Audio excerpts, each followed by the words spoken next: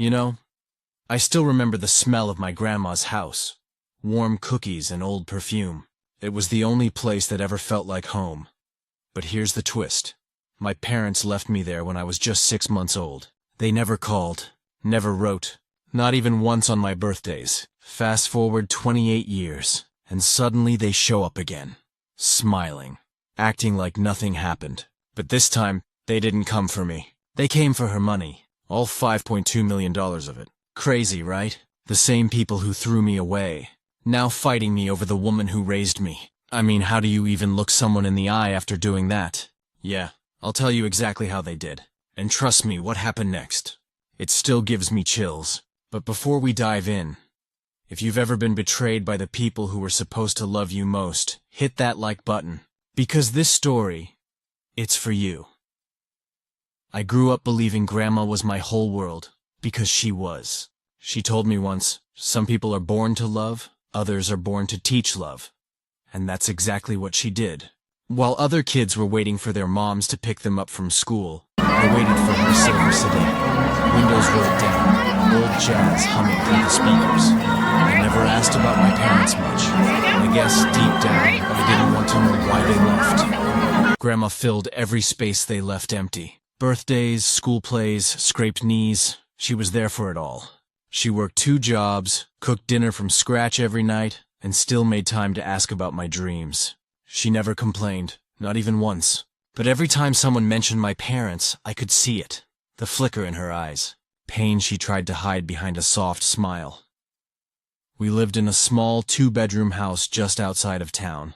Modest, cozy, nothing fancy. You'd never guess she had money tucked away. I didn't even know she owned half the land behind our street until I was 17. Money doesn't make you kind, she'd say. It only shows who you really are. Back then, I didn't understand what she meant. Now I do. I remember one night, I couldn't sleep.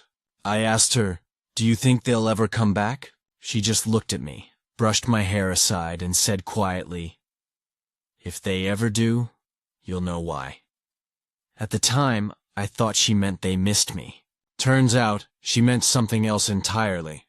Life with her was simple, steady, and full of small joys. Saturday mornings meant pancakes and radio music. Sundays were for gardening and stories about her childhood. Those stories, her laughter, the way she talked about hope, they became the sound of my life. Looking back now, I think Grandma always knew what was coming. The way she organized papers, kept old photos in sealed envelopes, the way she talked about being prepared.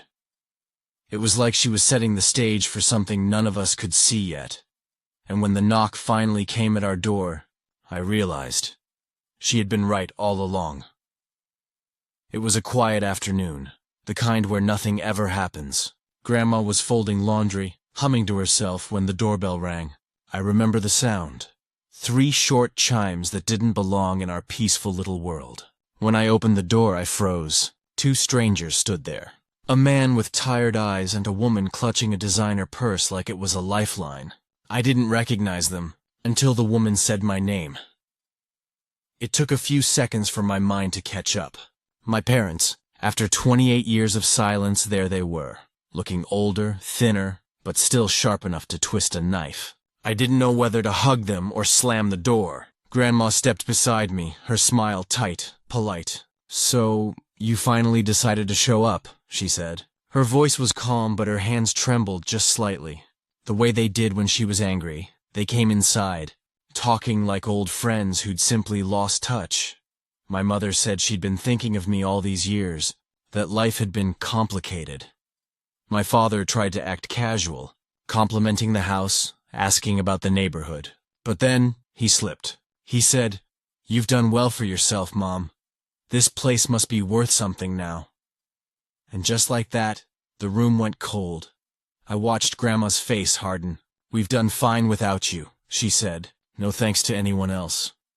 There was an awkward silence before my mother forced a laugh, trying to change the subject. But I saw it in her eyes. She was scanning the room, noticing the silver frames, the old clock, the antique cabinet. She wasn't visiting her son. She was taking inventory. Over the next few weeks, they kept coming back. Dinners, apologies, long talks about family healing. At first, I wanted to believe them. Maybe they were trying. Maybe Grandma had been too harsh. But then, late one night, I overheard them whispering in the kitchen. "She's old," my father said. "It's only a matter of time. We should be ready when it happens." That was the moment everything inside me changed. The hugs, the fake smiles, they all fell apart. I finally understood what Grandma meant all those years ago. If they ever come back, you'll know why. They didn't come for forgiveness. They came for the money. Grandma started getting sick that winter. It began with shortness of breath, then endless hospital visits, white walls, and the constant beeping of machines. I stayed with her every night, holding her hand, praying she'd pull through. She'd always been strong, stronger than anyone I knew, but that strength was fading. And every time I looked at her, I could see the fear she was trying to hide. Not of dying, but of what would happen after. My parents started showing up more often. Flowers, smiles, fake concern. My mother suddenly became the caring daughter, fussing over Grandma's meals, talking loudly about how much she missed her childhood home. My father handled the paperwork. At least, that's what he said. I noticed how they always asked about her finances. The land, the lawyer. It made my skin crawl. One afternoon, while Grandma was resting, I caught my parents whispering in the hallway. My mother said, "She's old and confused. Maybe we can convince her to sign something." My father's reply was colder than winter air. "Just make sure the boy doesn't find out." I didn't confront them, not then. I knew Grandma was too weak for more drama. I'll be out to see you day after tomorrow. As I sat beside her bed, she opened her eyes and You'll said like softly, it out there, Daddy. "They You think didn't I see don't the see ducks it, and chickens but I when do. you were out there. Promise me, You've got when ducks I'm gone, you'll stand your ground." and chickens. I nodded, And I know two holding little back girls tears. already. "You're all I've ever One's had," Linda, I whispered. She smiled and one's faintly, Barbara. and that's why I And they're left going it to all be to my you. very best friends. A week later, Aren't they, she Mommy? passed away in her sleep. Oh, you'll have lots of Peaceful. friends, baby. Quiet, I wish you were like coming, she always Daddy. wanted. Are The you house really felt gonna hollow play my without her song? laughter, That's and I right. swear I could still smell her Special perfume in the afternoon hallway. concert. The day after You're her gonna play funeral, my the lawyer song, called us in for but the I reading won't of the be will. there. I My won't parents hear looked it. confident, like they already knew what was coming. But when the I'll tell you lawyer what. read Grandma's words, We'll have a their special faces private fell. performance She had just left for you, almost right everything. now. Her Come on. house, her savings, her land, to me. My parents got a small trust of $50,000 each. Adam in Ramsey, recognition of Miss blood, Ramsey, not if you'll be love. seated, please. My mother gasped. My father turned red All right. with rage. "This The is concert ridiculous," begins. he shouted. But the lawyer stayed calm. "It's all legal." She signed it herself. I sat there in silence, staring at the signature on the paper. It felt unreal. Grandma had trusted me with everything she'd worked her whole life for, and I promised her I'd protect it, but I had no idea that was only the beginning, because my parents weren't going to walk away quietly. The days after the will reading were pure chaos. My parents stopped pretending almost immediately. The phone calls turned into threats, the visits into shouting matches. My mother's voice, once sugary sweet, now carried venom. "You brainwashed her!" she screamed one night on the porch. "You used her!" My father stood behind her, silent but smirking, like he'd already planned his next move. At first I tried to reason with them. I told them Grandma made her decision long before she got sick, that it wasn't about the money, it was about loyalty. But they didn't want to hear it. They wanted control. And when I refused to split things fairly, my father said the words that still echo in my head, "Fine. Then we'll see you in court." What followed was like watching strangers wear the faces of people who were supposed to love me. They filed a lawsuit claiming I manipulated Grandma in her final days, that she wasn't of sound mind. They even forged text messages and old letters to make it look like I'd been after her estate. The lies were endless, and the more they said them, the more they started believing them. Every night I'd come home from meetings with lawyers, exhausted, angry, wondering how it had come to this. The people who abandoned me as a baby were now trying to destroy me as an adult, all for something they didn't earn. Neighbors started talking. The story made local news. Son accused of manipulating elderly grandmother in $5.2 million will dispute. Reporters camped outside my house. Friends stopped calling. My entire life, the one Grandma had helped me build, was unraveling, piece by piece. One night, while going through her old desk for legal papers, I found a sealed envelope tucked under a stack of her medical bills. My name was written on it in her shaky handwriting.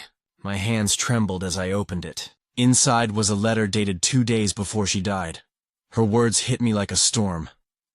If they're reading this, it means they came back for what isn't theirs. I knew they would. Don't let them break you. I've left behind proof, real proof, that tells the truth. Trust my lawyer. And remember, money only exposes hearts already rotten. I read it over and over, my throat tightening with every line. She knew they'd do this. And suddenly I didn't feel scared anymore. I felt something else, something sharp, cold and steady. For the first time, I was ready to fight back. The next morning, I took Grandma's letter straight to her lawyer, Mr. Willis, an older man with gray hair, sharp eyes, and a calm that could cut through fire. When I handed him the letter, he didn't look surprised. He just nodded slowly and said, "She told me you might find this." That's when I realized Grandma had planned everything, every last detail. He pulled out a thick envelope from his drawer. "Your grandmother left this with me, just in case." Inside were documents, recordings, even old photographs, bank statements, hospital reports, letters my parents had written years ago, asking her for money, threatening her when she refused. There was even a voice recording, dated months before she passed. I pressed play, and her voice filled the room. "If you're hearing this, it means they've turned on him. They'll try to twist the truth, but the truth always leaves a mark. Don't let guilt eat you alive, my dear boy. This wasn't your fault. It was their choice." I felt my chest tighten. Hearing her voice again was like being punched and hugged at the same time. She wasn't just protecting her fortune. She was protecting me. Mr. Willis leaned forward. "This evidence clears you completely, and if they push this to court, well, they'll regret it." For the first time in months, I felt something I hadn't felt since the day she died. Peace. But that peace didn't last long. The moment my parents learned that new evidence had surfaced, they panicked. My mother called, her voice trembling between anger and fear. "You think you've won? You haven't. You have no idea who you're dealing with." Then she hung up. That night, someone tried to break into Grandma's old study. The drawers were torn open, papers scattered everywhere. They were desperate. I could see it now. The masks were gone. The act was over. They were cornered animals, and I was the one holding the light. I gathered the documents, locked them away, and stared at the last line of Grandma's letter. When people show you what greed looks like, don't pity them. Just stay out of their way. She was right again. But I wasn't planning to stay out of the way. Not this time. The courtroom felt colder than any place I'd ever been. The walls were pale, the air heavy, and every sound, the shuffle of papers, the echo of footsteps, seemed sharper than it should have been. My parents sat across the room, dressed like saints in Sunday clothes, whispering to their lawyer with smug little smiles. My mother caught my eye once. She smirked, just slightly, as if this was some twisted family game she planned to win. Their attorney stood first. He painted me as a manipulative grandson who isolated a frail old woman for financial gain. He said I took advantage of her weakened state, that I influenced her decisions. The words stung, not because they were true, but because they came from people who never even showed up to her funeral. My mother pretended to cry during the testimony, even dabbing her eyes with a tissue. My father just stared at me, jaw tight, like he was daring me to fall apart. Then it was my turn. My lawyer, Mr. Willis, stood calmly and began laying out the truth. He showed the documents Grandma had prepared. The bank statements proving her independence, her medical reports showing mental clarity, the letters my parents had sent begging for money years before her death. Each piece of evidence hit the room like a hammer, and then came the recording. The judge pressed play, and Grandma's voice filled the courtroom speakers. Her tone was steady, gentle, unmistakably hers. "If my daughter or her husband ever challenge this will, let it be known. I made my choices in full mind and heart. They left my grandson as a baby. They can't claim what they abandoned." The room went silent. You could feel it, the shift, the disbelief, the truth sinking in. My mother's fake tears stopped instantly. My father's face turned pale. For the first time, they didn't have words. When I took the stand, my hands were shaking, but my voice wasn't. I told the court everything, how Grandma raised me, how they showed up pretending to care, how they tried to twist her final wishes into something ugly. I didn't cry. I didn't yell. I just spoke, calm, clear, honest. When the judge finally ruled, it felt like the air had cracked open. The court upholds the validity of the will, she said. The estate remains with the rightful heir. I didn't celebrate. I just sat there, staring down at my hands. My parents stormed out before the session even ended, my mother muttering something about blood always coming back. Maybe it does, but not that kind of blood. Outside reporters shouted questions, cameras flashing. I said nothing. I didn't need to. Grandma had already spoken for me. As I walked to my car, I felt the weight lift. Not completely, but enough to breathe again. The truth had won, but it didn't feel like victory. It felt like the end of a war that never should have started. Still, as I looked up at the cloudy sky, I whispered, "We did it, Grandma." After the court case ended, the house felt too quiet. No more lawyers calling, no reporters waiting outside, no voices arguing in the hall. Just silence, the kind that forces you to think about everything you've lost and everything you've learned. My parents disappeared again, just like before. No goodbye, no apology, nothing. I saw their car once, parked near the old family church, but they didn't look up when I passed by. I guess shame has its own way of hiding people. Or maybe they were just angry that I didn't break the way they hoped I would. For weeks I couldn't step into Grandma's room. Her glasses were still on the nightstand, her favorite cardigan draped over the chair, a book half open beside the lamp. It felt wrong to touch anything, like disturbing a sacred place. But one morning I finally did. I sat in her chair, opened her book, and found a note she'd left tucked between the pages. "If you're reading this, it means you found your peace. Use what I left you to build something good, not to fight, but to heal." That's when I knew what to do. I sold a part of the land, the big empty plot behind our house, and used it to start a small foundation in her name, the Clara Hayes Foundation for Abandoned Children. It wasn't much at first, just a few volunteers, a rented office, some local donations, but it grew.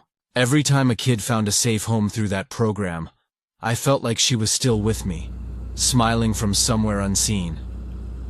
People asked if I'd ever forgive my parents.